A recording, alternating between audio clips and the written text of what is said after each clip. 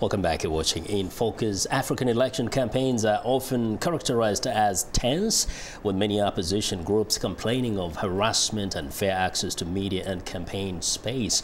Zimbabwe is no exception. Its 2008 election was so violent that the opposition movement for democratic change challenger Morgan Tsvangirai pulled out of the presidential runoff election, citing widespread violence against his supporters.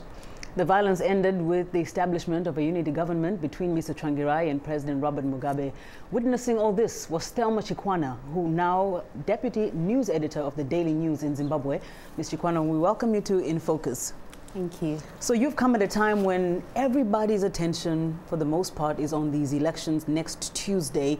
What is the first thing that comes to mind in terms of your observation of the atmosphere? I couldn't help but notice the freedom to campaign, the freedom of the press. I couldn't help but notice how the press really did represent the views of both candidates in equally the same manner, in a balanced way. What do you make also of the campaign method itself? I mean, the way the candidates are moving around and campaigning from state to state, as compared to what you've witnessed in Zimbabwe, for example? I think the campaigning method is very progressive, because here the candidates were talking about real issues.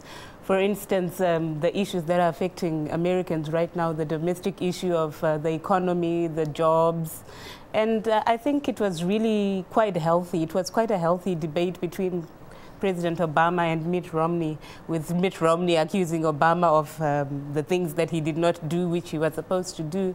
And I think that is what we need, because at the end of the day, the people, the voters, need enough information to know which candidates to vote into office. Now, Zimbabwe is likely going to hold elections next year. The question is when. And in the backdrop of what happened in 2008, so many people refer to that period as just one of the worst in terms of voting. What do you foresee as being different, at least, in these coming up elections? President Mugabe and Mr. Tsvangirai have obviously forged a better relationship.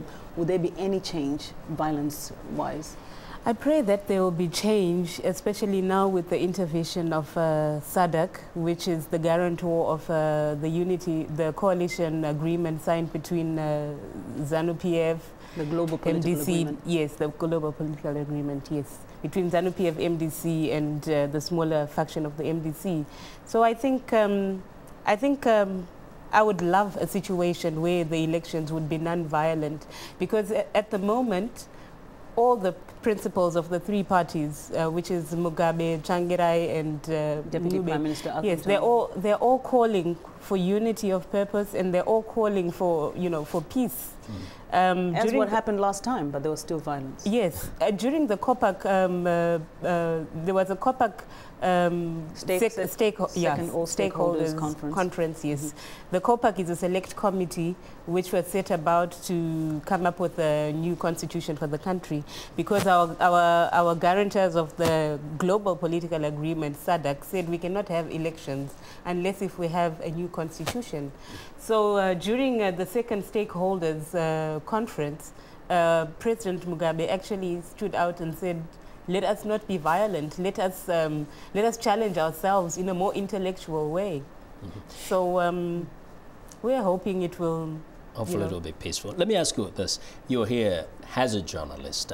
You're covering the story, whatever you're covering, for the audience in Zimbabwe. What do you think they want to read from you? What do they want? Why are you here? Well, I think the audience in Zimbabwe will want to hear, how elections are held elsewhere, because the audience in Zimbabwe are used to elections where there is violence. They're used to elections where campaigning maybe is only allowed one way.